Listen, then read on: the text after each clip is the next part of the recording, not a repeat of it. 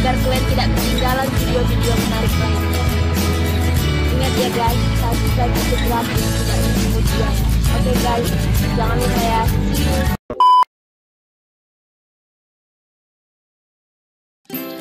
Halo, selamat pagi, selamat siang, selamat sore, selamat malam buat adik-adik yang hebat. Senang berjumpa kembali dengan kalian semua. Masih bersama saya di channel Herbert CB Manado. Pada sesi kali ini saya akan mencoba memberikan video prediksi soal PTS Kimia kelas 11 sebagai bahan persiapan kalian untuk mengikuti ujian PTS yang akan diberikan oleh Bapak Ibu guru kalian.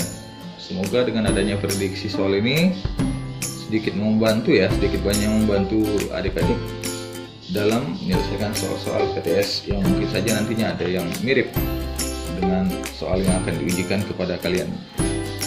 Seperti biasa, dukung channel Abang supaya Abang semakin semangat di dalam memberikan pembelajaran ya, video pembelajaran kimia, supaya kamu semakin chemistry dengan kimia tentunya. Oke ya, karena subscribe itu gratis tentunya ya dari sekalian. Dan jangan lupa share video Abang ini supaya teman-teman kamu lainnya bisa mengikuti pembelajaran kimia dari saya melalui channel Herbert CB Manado. Oke ya guys, baik, kita langsung saja ya. Ya, ini soal yang pertama. Diberikan gambar struktur berikut ini ya. Jadi itu adalah merupakan alkana ya. Kenapa saya katakan alkana? Karena semua atom karbon yang ada dalam struktur hidrokarbon ini membentuk ikatan kovalent tunggal. Jadi ini adalah merupakan alipatis ya, alipatis jenuh. Nah, jadi apa yang diminta dalam soal ini? Ya, yang diminta dari ke-10 karbon yang ada dalam struktur alkana ini, kita disuruh menunjukkan di mana sajakah atom C primer, sekunder, tersier, dan kuarterner itu berada. Oke, ya ini sangat mudah sekali ya adik-adik sekalian. Yang penting kuncinya ingat aja apa itu primer, sekunder, tersier, dan kuarterner. Nah, di sini saya akan coba buat konsepnya, konsep cepat ala Herbert Cute ya. Baik. Ya, yang pertama atom C primer itu apabila atom karbonnya mengikat satu atom karbon dan 3 lainnya dia mengikat hidrogen. Ingat, karbon itu kan ada 4 elektron valensinya. Jadi kita ibaratkan keempat elektron valensi itu adalah tangan-tangan yang dimiliki si karbon itu sendiri. Nah, jadi dari keempat tangan yang dimilikinya salah satu diantaranya itu mengikat karbon lain, 3 lagi tangannya itu mengikat hidrogen. Oke. Nah, kemudian yang berikutnya adalah C sekunder. Dia dikatakan sekunder apabila bagaimana? Ya, kita bisa lihat di sini ada 2 atom karbon lain diikatnya atau dia mengikat 2 atom hidrogen. Yang ketiga atom C tersier itu apabila atom karbonnya mengikat 3 atom karbon lainnya atau ada 1 atom hidrogen yang diikatnya. Dan yang terakhir itu adalah atom C kuarterner. Itu apabila bagaimana? Semua tangannya mengikat karbon lainnya, jadi tidak ada hidrogen yang diikatnya. Oke. Jadi adik sekalian, kalau kita menemukan soal seperti ini nantinya, kita disuruh menentukan mana yang primer, sekunder, tersier, dan kuarterner. Cukup adik-adik lihat aja hidrogennya. Jika nanti di karbonnya itu kita menemukan ada 3 atom hidrogen yang melekat pada si karbon, itu primer. Kalau dia ada 2 hidrogennya, berarti itu sekunder. Kalau 1 hidrogen yang diikatnya, berarti itu tersier. Jika tidak ada hidrogen yang melekat pada atom karbon itu sendiri, itu namanya kuarterner. Oke ya, baik, kita tinjau masing-masing karbon yang ada di dalam struktur ini ya adik sekalian ya. Ya, yang pertama ini C yang pertama kita bisa lihat, ini bisa nampak ya, C yang pertama ini kan ada 3 atom hidrogennya, maka ini adalah primer ya. Itu aja. Nah, jadi kita cukup lihat aja dari banyaknya hidrogen yang dimilikinya. Kemudian C yang kedua, kita lihat di sini ada 1 hidrogen yang diikatnya. Berarti 3 lagi dia mengikat karbon lain, maka ini adalah tersier. Oke. Berikutnya kita masuk ke atom C nomor 3. Nah, di sini tidak ada hidrogen satupun yang diikat oleh si C nomor 3 ya. Berarti ini adalah merupakan kuarterner. Oke. Terus C nomor 4. Ini dia. Kita bisa lihat ada 3 hidrogen yang diikatnya. Itu artinya dia adalah primer. Terus atom C nomor 5, kita lihat ini ada 2 hidrogen yang diikatnya. Totalnya kan 4, berarti ada sisa 2 lagi, dia pasti mengikat karbon lain. Maka ini adalah sekunder. Oke. Kemudian C nomor 6. C nomor 6 ini kita bisa lihat ada 3 karbon, ada 3 hidrogen yang diikatnya ya. Berarti ini adalah merupakan primer. Oke. Terus C nomor 7, di sini kita bisa lihat terdapat 2 hidrogen melekat pada atom karbon ini ya. Jadi ini adalah merupakan apa? Ya, ini adalah merupakan sekunder.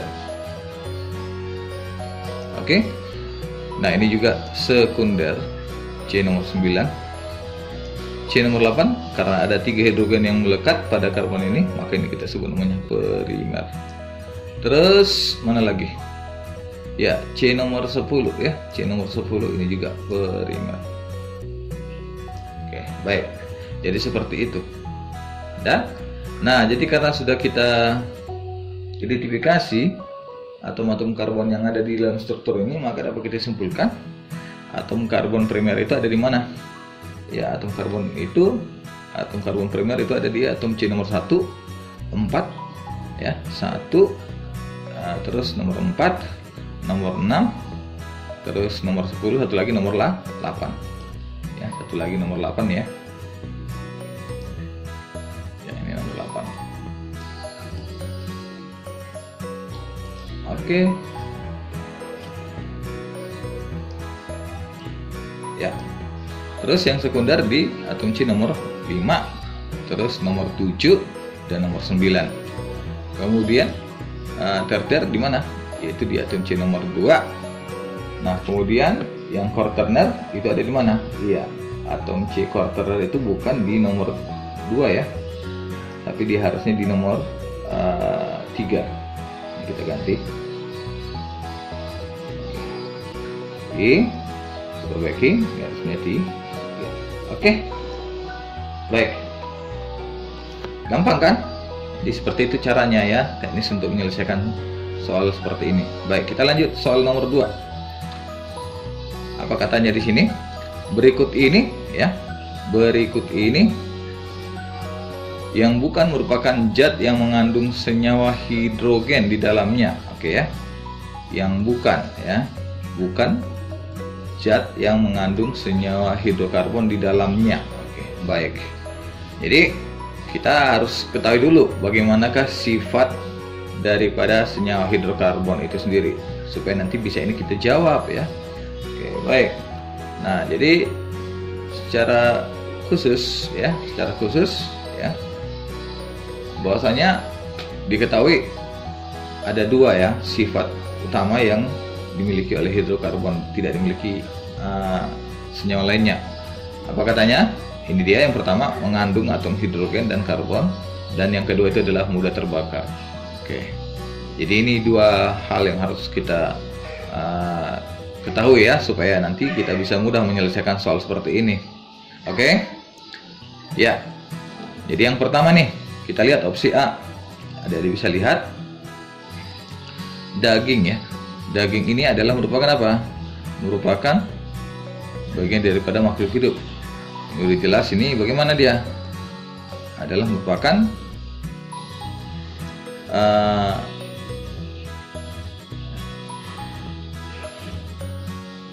bagian daripada makhluk hidup ya, yang sifatnya bagaimana? Mudah terbakar. Dan terus ini gas LPG, ini udah jelas, ini mudah terbakar juga ya, mudah terbakar. Daging juga mudah terbakar. Minyak bumi udah jelas karena dia mengandung karbon ya, mudah terbakar. Kalau batuan gimana? Karena batuan ini tidak mengandung karbon dan tidak bisa terbakar, jadi ini bukan termasuk apa? Senyawa hidrokarbon. Ini termasuk. Oke. Maka dengan demikian jawaban yang paling tepat untuk soal ini adalah yang ini ya, yaitu D. Itu batuan. Oke. Gampang ya? Baik. Kita lanjut ke soal yang berikutnya. Ya. Urutan yang paling tepat ya. Urutan yang paling tepat untuk alkana. Oke. Jadi di sini ada dibuat tiga senyawa ya. Nah, di masing-masing opsi terdiri atas 3 senyawa hidrokarbon. Yang diminta adalah mana dari ketiga kelompok ini yang merupakan apa? Senyawa yang mengandung alkana. Oke, baik. Jadi kita harus tahu deh ya, bagaimana alkana itu senyawanya. Itu dengan melihat apanya? Rumus umumnya ya, atau deret homolognya ya. Baik. Jadi secara garis besar hidrokarbon itu kan terdiri dari alkana dengan rumus umum CnH2n tambah 2, kemudian alkena itu CnH2n, dan alkuna adalah CnH2n kurang 2. Oke, baik. Jadi seperti itu dia ya. Alkana itu CnH2n tambah 2, alkena adalah CnH2n, alkuna adalah CnH2n kurang 2. Oke, baik. Kita cek satu persatu. Yang pertama bagian A dulu, C2H4. Apakah ini alkana? Kita cocokkan. Di sini nilainya 2. Kita masukkan. Kalau dia alkana harusnya apa? C2H2 kali 2 tambah 2, C2H6. Ya, jadi udah jelas ya. Yang jelas, udah jelas ya. Ini tidak termasuk karena udah kita temukan ini salah satu senyawa hidrokarbonnya. Bagaimana dia? Tidak termasuk kelompok alkana. Sekarang yang bagian B, C2H6. Kita masukkan. Apakah cocok? C2H2 kali 2 tambah 2, 6. Oke, ini benar. C5H12, berarti C-nya ada 5 ya. Masukkan N-nya ke dalam rumus umum alkana ini. C5H2 kali 5 tambah 2, 12. Oke, benar. C7H16, kita masukkan C7H16, berarti N-nya 7. C7H2 kali 7 tambah 2, 16 ya. Oke, berarti ini benar. Maka dengan demikian jawaban yang paling tepat untuk soal ini adalah yang bagian B. Seperti itu ya, gampang ya. Jadi kita tinggal menyesuaikan aja ya, mana dari masing-masing senyawa hidrokarbon ini yang termasuk alkana. Dah, jadi kita cukup mengingat 3 hal ini aja supaya bisa nanti kita prediksi mana yang alkana, alkena, dan alkuna. Oke, baik. Kita lanjut ya. Soal berikutnya. Di antara senyawa di bawah ini yang berbeda rumus kimianya atau yang bukan isomer adalah jadi yang diminta di sini adalah yang bukan isomer. Karena apa? Karena rumus kimianya berbeda. Oke, baik. Nah, jadi untuk menyelesaikan soal ini kita harus paham dulu apa sih yang dimaksud dengan isomer itu sebenarnya. Kita harus paham dulu apa yang dimaksud dengan isomer. Oke, baik. Nah, jadi adik sekalian, kalau dilihat dari pengertiannya, isomer itu adalah merupakan apa? Merupakan struktur hidrokarbon yang memiliki apa? Memiliki rumus molekul yang sama, tetapi gambar struktur dan namanya berbeda. Oke, rumus molekul yang sama, tetapi gambar struktur dan namanya berbeda. Oke, baik. Jadi untuk menyelesaikan soal ini kita cek dan recheck ya, bagaimana rumus kimia kelima senyawa hidrokarbon ini ya, dengan mengumpulkan karbon dan hidrogennya. Dan mana nanti dari kelimanya ini yang tidak sama rumus kimianya, berarti itu bukan bagian daripada isomer ya, bukan merupakan isomernya. Oke, baik. Kita mulai yang pertama, 3-metil pentana. 3-metil pentana. Pentana itu kan 5 ya. Pentana itu 5. Terus metil itu kan C-nya 1. Berarti totalnya ini ada 6. Kalau kita jumlahkan ini ada 6. Maka dengan demikian ya, ingat alkana tadi kan CnH2n tambah 2. Berarti kalau kita masukkan total karbonnya atau nilai N-nya 6, itu apa? Ya, itu adalah C6H14. kita masuk ke yang bagian B, 22 dimetil butana. 22 dimetil butana ya. Apa itu 22 dimetil butana itu? Ya, dengan cara yang sama kita analisis dulu, kita bergerak dari rantai utamanya itu butana, berarti ada 4. Terus di sini ada 2 cabang yang diikat oleh si butana. Itu metil.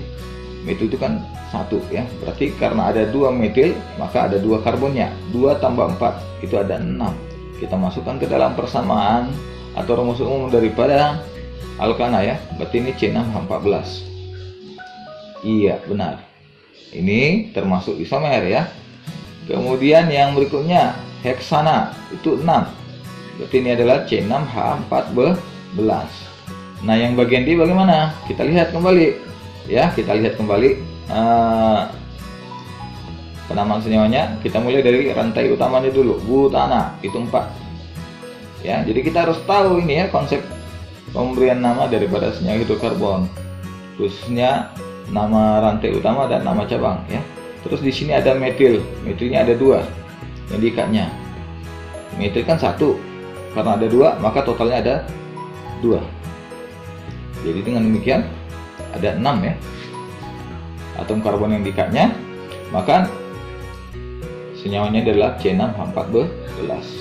Nah, bagaimana dengan yang bagian E? Kita lihat kembali adik sekalian. Bagian E, rantai utamanya adalah butana, itu 4 ya, maaf 4. Kemudian metil 1 ya, berarti 1 tambah 4 itu sama dengan 5. Maka ini bagaimana? Ya, ini adalah C5H12. Nah, jadi karena opsi E ini berbeda rumus kimianya di antara 4 lainnya, maka sudah jelas ini bukan isomer. Oke, demikian jawabannya ini adalah entok. Oke, begitu dia ya adik sekalian ya, gampang kan? Baik, kita lanjut kembali soal berikutnya.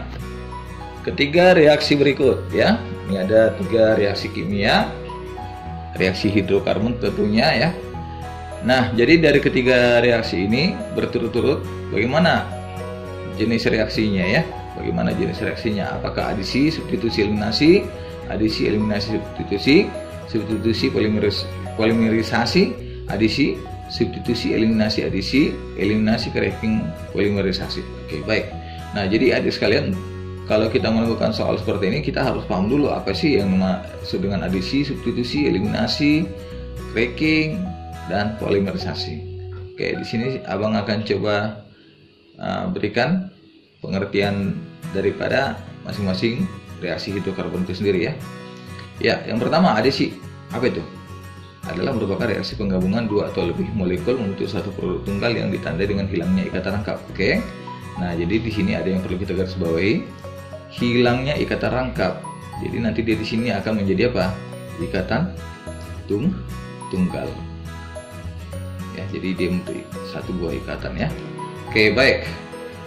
Itu kalau dikatakan adisi.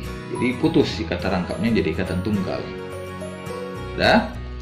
Selanjutnya reaksi substitusi. Apa itu? Reaksi penggantian atom atau gugus atom dalam satu molekul dengan atom atau gugus atom lainnya. Jadi substitusi adalah merupakan penggantian ya dari atom yang satu dengan atom lain ya. Itu akan bergantian dia. Jadi ini biasanya terjadi pada apa? Pada senyawa alkana. Kalau adisi itu terjadi pada senyawa hidrokarbon yang memiliki kata rangkap seperti apa? Iya, bagus sekali. Itu seperti alkena dan alkuna. Kalau reaksi substitusi ini cenderung kita temukan pada apa? Kelompok senyawa karbon yang tergolong alifatis ya, jenuh. Oke, baik. Kita lanjut. Reaksi eliminasi itu adalah reaksi penghilangan 2 substituen dari satu molekul ya. Penghilangan 2 substituen dari satu molekul. Dah. Nah, jadi nanti di sini ada sekalian pada reaksi eliminasi ya. Karena dia menghilangkan 2 substituen, itu nanti ikatan tunggalnya akan berubah menjadi ikatan rangkap 2. Ya, ikatan tunggalnya akan berubah menjadi ikatan rangkap 2. Ya. Sudah. Berikutnya, reaksi polimerisasi adalah suatu molekul atau dikenal juga dengan molekul raksasa yang tersusun dari beberapa monomer. Merupakan molekul-molekul kecil ya, yang sederhana. Contohnya ini seperti apa? Ya, karbohidrat. Itu kan ada kita kenal namanya disakarida. Jadi disakarida itu kan terbentuk dari mana? Dari dua buah monomer, yaitu monosakarida dengan monosakarida. Menghasilkan apa? Disakarida. Nah, itu adalah merupakan salah satu contoh sederhana daripada polimerisasi. Biasanya ini proses reaksi polimerisasi itu berlangsung pada suatu ikatan rangkap dua ya. Jadi dari ikatan rangkap dua itu nanti kalau digabungkan dia akan membentuk suatu molekul besar. Itu yang kita sebut namanya reaksi polimerisasi. Contohnya yang lain seperti apa? Itu pipa PVC ya, pipa PVC dan lain sebagainya. Oke, baik. Kemudian ada reaksi cracking namanya ya. Apa itu reaksi cracking? Yaitu proses di mana molekul organik kompleks seperti kerogen atau hidrokarbon rantai panjang dipecah menjadi molekul yang lebih sederhana. Seperti apa? Seperti hidrokarbon ringan dengan memutus ikatan-ikatan karbonnya. Oke, jadi nanti di sini pada proses cracking itu senyawa alkana yang memiliki molekul yang besar ketika dipecah akan menghasilkan apa? Menghasilkan dua senyawa hidrokarbon yang baru, yaitu alkana dan alkena. Jadi ini berlaku pada senyawa alkana yang memiliki molekul besar ya, yang atom karbonnya sangat panjang. Oke. Nah, jadi itulah dia beberapa reaksi karbon yang bisa kita temukan nantinya ya. Nah, selanjutnya kita tinjau ya. Ketiga reaksi ini apa gitu ya? Apakah dia adisi, substitusi, eliminasi, polimerisasi atau cracking gitu. Oke, baik, kita selesaikan bersama-sama ya adik sekalian. Kita mulai bagian nomor 1. Nih, kita tinjau ya. Apa yang bisa kita temukan di sini adik sekalian? Ya.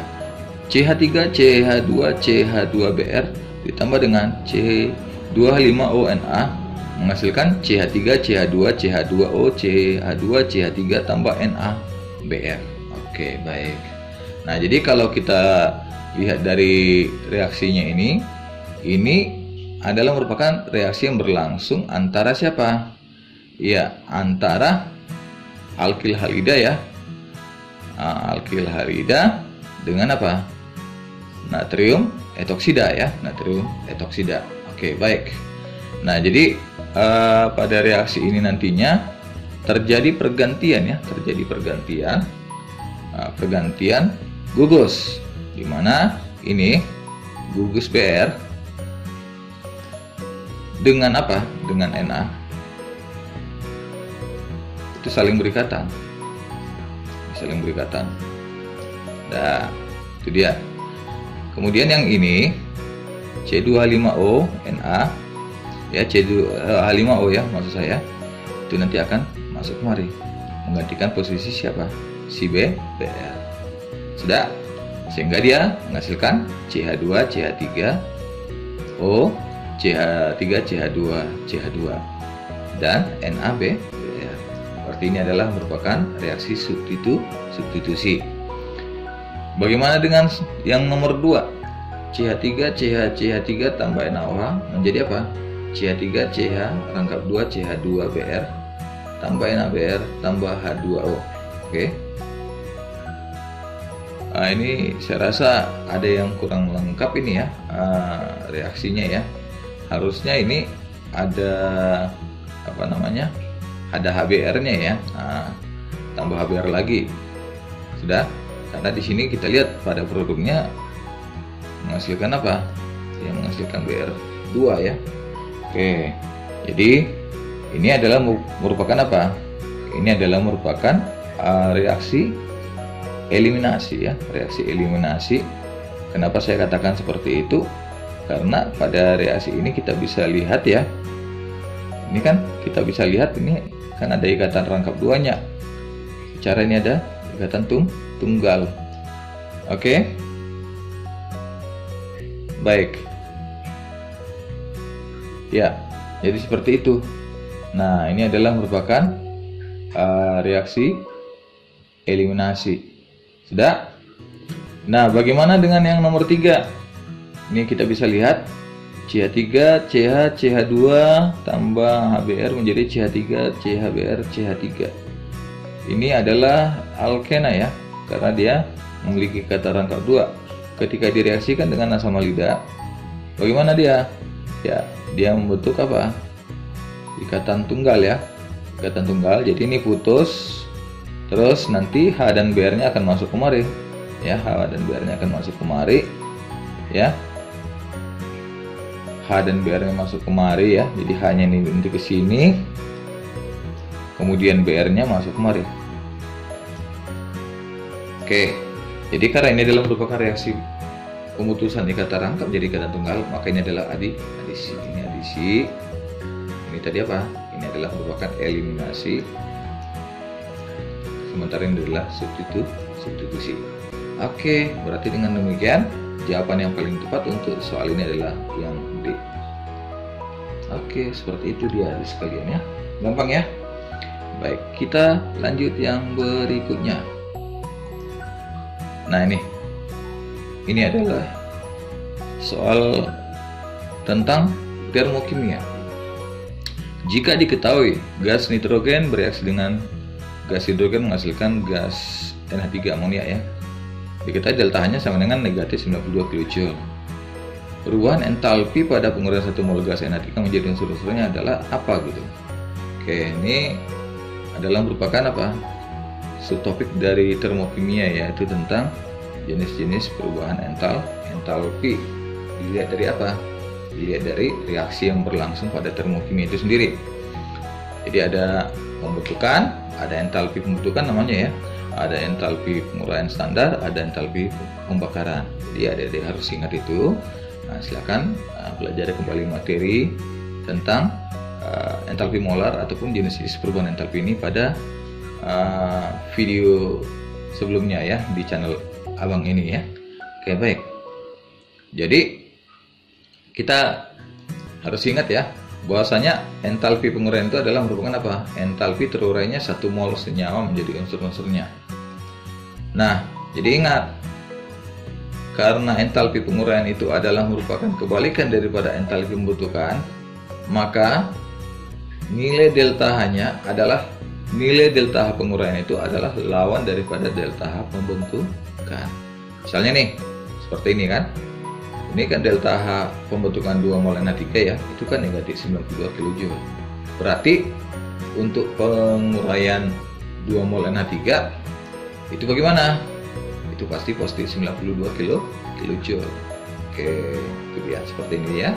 Untuk membentuk 2 mol gas NH3 dibebaskan kalor sebesar 92 kJ. Dengan demikian entalpi untuk menguraikan 2 mol gas NH3 itu bagaimana? Ya, diperlukan kalor sebesar 92 kJ. Maka dengan demikian untuk 1 molnya berapa? Karena 2 mol yang diuraikan itu ada 92 kJ, maka 1 molnya adalah 46 kJ setengahnya ya.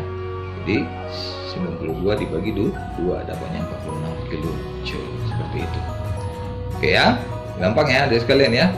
Nah, jadi kita harus paham konsepnya ya untuk menyelesaikan soal seperti ini. Oke, baik. Kita lanjut yang berikutnya. Entalpi pembakaran asetilen adalah minus 1300 kJ.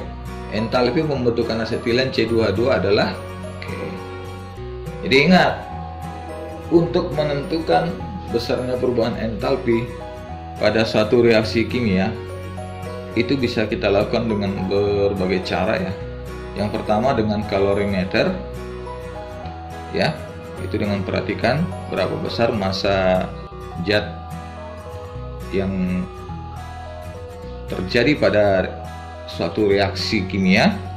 Terus kita perhatikan bagaimana perubahan suhunya dan kalor jenis dan kapasitas kalornya. Yang kedua itu bisa kita tentukan dengan melihat dari konsep hukum Hess. Apa katanya? Bahwasanya besarnya perubahan entalpi itu tidak dipengaruhi oleh apa? Bagaimana reaksi itu berlangsung. Yang menjadi pusat perhatian kita adalah keadaan awal dan keadaan akhir. Baik, ya. Mau dia prosesnya berlangsung dengan spontan, ya, sekali jalan ataupun bertahap-tahap dia berliku-liku, ya tetap saja nilai kalornya sama, jumlah entalpi yang dihasilkannya sama dengan entalpi yang dihasilkan yang berlangsung pada satu tahap gitu ya. Oke, baik. Nah, yang ketiga itu adalah kita bisa tentukan perubahan entalpinya dengan menggunakan apa? Dengan menggunakan data ya, entalpi pembentukan standar. Oke. Jadi untuk soal ini kita pakai cara yang ketiga ya untuk menentukan delta H-nya, itu dengan mengacu pada data perubahan entalpi pembentukan standarnya. Karena di sini sudah diterakan nilai perubahan entalpi pembentukan standar ya, masing-masing zat yang ada pada pembakaran asetilen. Oke, baik. Nah, jadi langkah pertama yang kita lakukan adalah kita tuliskan dulu nih reaksi termokimia dari pembakaran asetilen ya. Kenapa? Hal itu kita buat ya, kita lakukan supaya kita bisa pastikan ada berapa sih jumlah mol setiap zat yang ada pada pembakaran asetilen itu sendiri. Oke. Mari kita tuliskan bersama ya. Oke, ini diketahui ya, delta C2H2 nya negatif 1300 kJ, delta F0 CO2 nya adalah minus 395 kJ, delta F2O adalah negatif 285 kJ. Yang ditanya berapa sih perubahan entalpi pembentukan standar daripada C2H2. Oke, kita tulis dulu reaksi termokimianya dari pembakaran 1 mol asetilen ya, minus 1300 kJ. Ini dia. Jadi ada 1 mol C2H2 dibakar, diperlukan 5/2 mol O2 dan menghasilkan 2 mol gas karbon dioksida dan 1 mol H2O ya, uap air. Dan menghasilkan apa? Ya, menghasilkan kalor sebesar 1300 kJ. Oke, baik. Nah, selanjutnya kita masukkan persamaan penentuan delta H yang dipengaruhi oleh apa? Dipengaruhi oleh entalpi pembentukan standar, di mana delta H itu sama dengan apa? Selisih daripada delta F produk dikurang dengan delta F reaktan. Ini produk ya. Ini kita tentukan berapa nanti dikurang dengan ini. Oke. Baik. Kita masukkan semua komponen yang ada pada produk dan reaktan ke dalam persamaan ini. Maka dapat kita tulis dia menjadi delta H sama dengan N kali delta F0 CO2 ya, ini CO2 dan H2O ya, N kali delta F0 H2O dikurang dengan yang ini reaktan, ada C2H2 dan O2H2 ya, dan O2 ya, N kali delta F0 C2H2 dikali dengan N kali delta F0 O2. Oke, berapa delta H yang dihasilkan? Katanya dari pembakaran 1 mol C2H2 tadi negatif 1300. Oke, ini dia. Masukkan N di sini apa? N di sini adalah merupakan apa? N di sini menyatakan jumlah molnya ya, jumlah mol ataupun jumlah molekul zat yang ada dalam reaksi itu sendiri. Oke, kita masukkan dalam reaksi ini ada 2 molekul CO2, jadi 2 dikali dengan negatif 395 kJ, baru H2O ada berapa? Ada 1, jadi 1 kali negatif 285 dikurang C2H2 ada berapa? 1, kalikan dengan delta F nya, karena ini yang ditanya maka tetap kita bikin di sini delta F0 C2H2. Kemudian O2 ada berapa? Ada 5/2, dikali dia dengan 0. Kenapa 0? Nah, jadi ini harus kalian ingat ya, semua molekul unsur ya yang bersifat diatomik ataupun poliatomik ya, itu bagaimana dia? Nilai entalpi pembentukan standarnya adalah 0. Seperti itu. Jadi supaya diingat ya, semua zat yang berasal daripada molekul unsur diatomik ataupun poliatomik ya, O2, O3, P4 dan sebagainya, itu adalah 0. Oke, baik. Terus kita masukkan 2 kali negatif 395, itu negatif 790. Sudah, 1 kali 285 itu adalah kurang 285. Dan 1 kali delta F0 C2H2 itu negatif C2H2, 5/2 kali 0 itu 0. Ini habis ya. Oke, maka didapatlah delta F0 nya untuk C2H2 sama dengan 225 kilojoule per molnya, seperti itu ya. Jadi saya ulang kembali, jika nanti kamu temukan soal seperti ini ya, ada data entalpi pembentukan standar masing-masing zat yang ada pada suatu reaksi termokimia, maka untuk mencari berapa delta H-nya ataupun perubahan entalpinya, kita turunkanlah dari persamaan penentuan delta H yang dipengaruhi oleh entalpi pembentukan standar, di mana delta H itu sama dengan delta F0 produk dikurang dengan delta F0 reaktan. Setelah itu kita masukkan data yang ada pada produk dan reaktan ke dalam persamaan ini, sehingga nanti kita akan dapat delta H itu sama dengan berapa. Oke, jadi seperti itu caranya ya sekalian ya. Baik, selesai untuk soal ini ya. Nah, semoga kamu bisa paham dan mudah mengerti ya. Baik, kita lanjutkan kembali. Nih, ini adalah merupakan soal termokimia juga. Ini termasuk materi penentuan perubahan entalpi yang dipengaruhi oleh kalorimeter ya. Jadi kita lihat bersama-sama apa katanya di sana di dalam soal tersebut. Jadi ada suatu alat pengukur ya entalpi ataupun kalor. Jadi di dalam kalorimeter itu katanya dimasukkan 2 buah larutan, yaitu NaOH dan HCl, masing-masing 1 molar ya. Konsentrasinya dengan volume yang sama 200 ml atau 200 cm3. Apa yang terjadi? Nah, setelah direaksikan kedua larutan itu diperoleh data. Terjadi perubahan suhu dari 29 derajat Celcius menjadi 36 derajat Celcius. Jadi di sini ada kenaikan suhunya. Maka ini sudah dapat kita pastikan karena dia mengalami kenaikan suhu.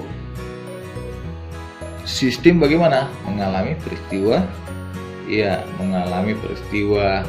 eksoterem ya, mengalami peristiwa eksoterem. Karena apa? Karena terjadi kenaikan suhu. Ya, suhu sistemnya meningkat daripada lingkungannya, jadi ya pastinya akan melepaskan kalor ke lingkungannya. Oke, terus apa lagi selanjutnya? Katanya kalor jenis larutan dianggap sama dengan apa? Kalor jenis air ya, yaitu 4,18, dan massa jenis larutan juga dianggap sama dengan air 1 gram per cm3. Jika dianggap bahwa kalorimeter tidak menyerap kalor ya, berarti ini diabaikan ya. Tentukanlah perubahan entalpi dari reaksi yang berlangsung antara NaOH tambah HCl menjadi NaCl dan H2H2O. Oke, baik. Ya, ini sangat gampang sekali menyelesaikannya ya. Baik, langkah pertama kita cari tahu dulu berapa masanya, karena untuk menentukan delta H dipengaruhi oleh kalorimeter kan itu ada 2 faktor ya. Yang pertama massa zatnya dan bagaimana perubahan suhunya. Jadi kita harus cari tahu dulu berapa massa zat yang diperoleh dari satu reaksi termokimia itu sendiri. Jadi di sini kan ada 2 ya, ada 2 larutan yang direaksikan, NaOH dan HCl. Nah, berapa massanya? Nah, ini caranya gampang sekali. Kita tentukan dulu volume campuran yang diperoleh. Jadi kan 200 tambah 200 diperoleh 400 ml. Dah. Oke. Nah, setelah kita dapat, kita ubah volume yang kita peroleh ini ke dalam massa dengan cara menentukan persamaan massa jenis, di mana rho sama dengan massa dibagi dia dengan volume. Dah. Kita masukkan massa jenisnya, katanya tadi dianggap dengan massa jenis air 1 gram ya, jadi 1 sama dengan massa per 400. Maka didapatlah massa zatnya adalah 400 gram. Setelah itu kita tentukan kalornya, di mana Ki total itu sama dengan apa? Ki air atau Ki larutan ditambah dengan Ki kalorimeter. Kita masukkan ya, di mana untuk mencari Ki air atau Ki larutan itu diperoleh dari mana? Massa kali kalor jenis dikali dia dengan perubahan suhu. maka 400 kali 4,18 kali 7 ya, perubahan suhunya dari 29 ke 36 itu kan naik 7 ya. Nah kalau kalorimeter itu bagaimana? Itu kapasitas kalor dikali dia dengan perubahan suhu. Karena di sini dalam soalnya ya, apa katanya? Jika dia nggak bawa kalorimeter, tidak menyerap kalor ya, nggak menyerap kalor dia, maka dengan demikian nilai Ki kalorimeternya adalah 0, sehingga Ki total yang diperoleh adalah 11.704 Joule, atau kalau kita nyatakan ke dalam kilojoule itu 11,704 kilojoule. Nah, jadi ini adalah merupakan apa? Jumlah kalor yang diperoleh pada reaksi yang berlangsung antara NaOH dengan HCl ya. Baik. Nah, itu bagaimana dia? Untuk 0,2 iya, 0,2 mol. Nah, sekarang kita mau mencari untuk 1 molnya berapa. Oke, caranya gampang sekali. Kita buat dulu reaksi stoichiometri yang berlangsung. NaOH tambah HCl menjadi NaCl tambah 2O. Itu kan mula-mula NaOH-nya ada 200, HCl-nya 200 ya. Karena ini sebanding dengan koefisien reaksinya, maka dapat diasumsikan reaksinya habis. Jadi dia mengalami proses penetral. Kenapa? Karena di sini yang tersisa adalah NaCl dan H2O. Jadi ini adalah merupakan apa? Reaksi penetralan. Nah, selanjutnya kita cari ya, berapa delta H-nya untuk 1 molnya. Karena delta kalor yang kita peroleh kan adalah merupakan kalor untuk 0,2 mol atau 200 milimol. Berarti untuk 1 molnya berapa gitu. Ya, kita turunkan dari persamaan ini, delta H-nya sama dengan negatif Ki total dibagi dengan N mol. Nah, berapa Ki-nya tadi? Itu 11.704 Joule atau 11,704 kilojoule. Dan dibagi dia dengan apa? Mol larutan yang diperoleh dari reaksi termokimia tersebut itu 0,2 mol. Ini tadi kita rubah dengan 1 mol itu kan 1000 ya milimol. Berarti kalau 200 milimol itu adalah 0,2 mol. Dah. Nah, sama dengan berapa nih? Ya, sama dengan 58,52 kilojoule. Jadi sebesar itulah delta H yang diperoleh pada reaksi yang berlangsung antara NaOH dengan HCl ya. Oke. Jadi gampang ya Bu, ada sekalian ya. Nah, silakan ini diulang-ulangi kembali. Semakin sering kamu tonton video abang ini, maka semakin lempanglah langkah kakimu nantinya untuk mengikuti ujian PTS yang akan diberikan oleh Bapak Ibu. Oke, baik. Kita lanjut yang berikutnya. Ya. Diketahui data energi ikatan CC adalah 611 kJ per mol, CH adalah 411 kJ per mol, HCl 431 kJ per mol, CCl 339 kJ per mol, CC 347 kJ per mol. Berdasarkan data energi ikatan, maka perubahan entalpi pada reaksi C24 tambah HCl menjadi C25Cl adalah baik. Jadi kalau kita temukan soal seperti ini adalah merupakan apa? Merupakan materi penentuan perubahan entalpi yang dipengaruhi oleh energi ikatan. Kenapa saya katakan seperti itu? Kita lihat dari soal ini, data energi ikatan. Nah, itu ini udah jelas materi termokimia yang membahas tentang penentuan perubahan entalpi yang dipengaruhi oleh energi ikatan. Ya, baik, kita uraikan ya. Ini dia datanya. Selanjutnya kita selesaikan. Nah, ini nanti supaya gampang ya, ini semua zat yang ada dalam reaksi nanti kita ubah dia menjadi apa? Menjadi struktur Lewis ya. Nah, supaya dapat nanti ikatan kovalen apa aja yang ada pada setiap zat yang ada di reaksi ini ya. Apakah dia ada yang tunggal, rangkap 2 ataupun rangkap 3, sehingga nanti kita tinggal menyesuaikan aja datanya dengan ikatan kovalen yang dihasilkannya. Oke, baik. Jadi setelah kita tuliskan nanti ya, setelah kita tuliskan reaksinya itu berdasarkan apa ya, berdasarkan ikatan-ikatan kovalennya, baru kita tentukan delta H-nya, mana delta sama dengan sigma dari N kali E kiri dikurang N kali E kanan ya. E Q kurang E K itu energi ikatan di ruas kiri dikurang dengan energi ikatan di ruas kanan. Jadi kita totalkan berapa dia ya. Ya, kita masukkan.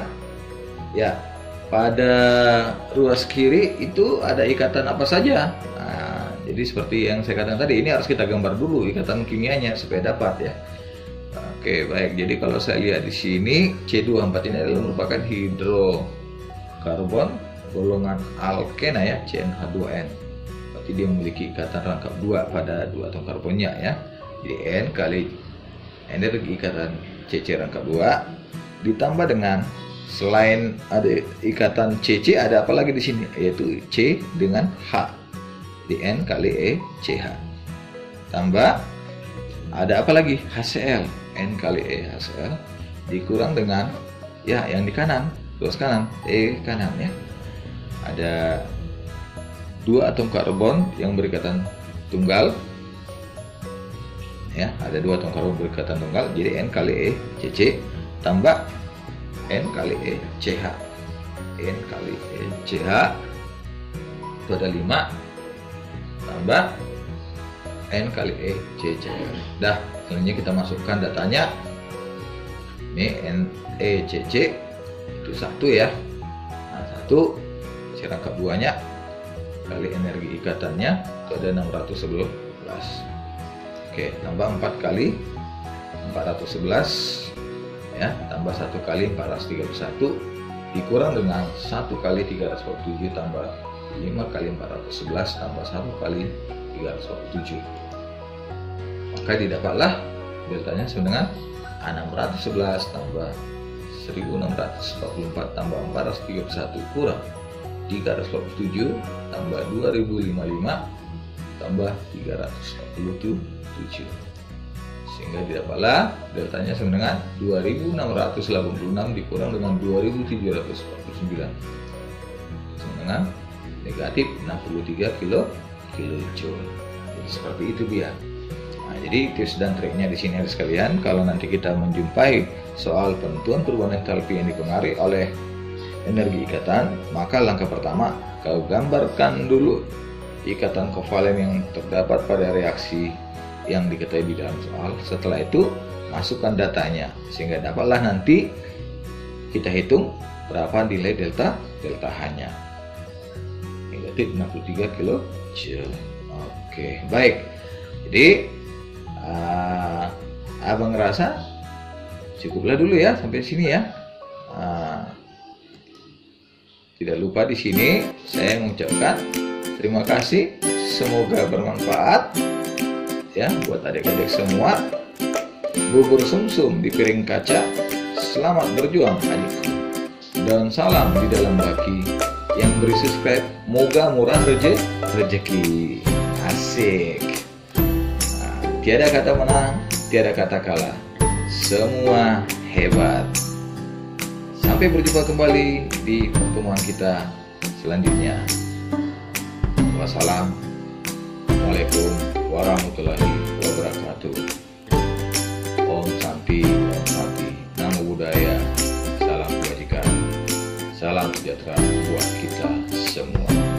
Bye bye.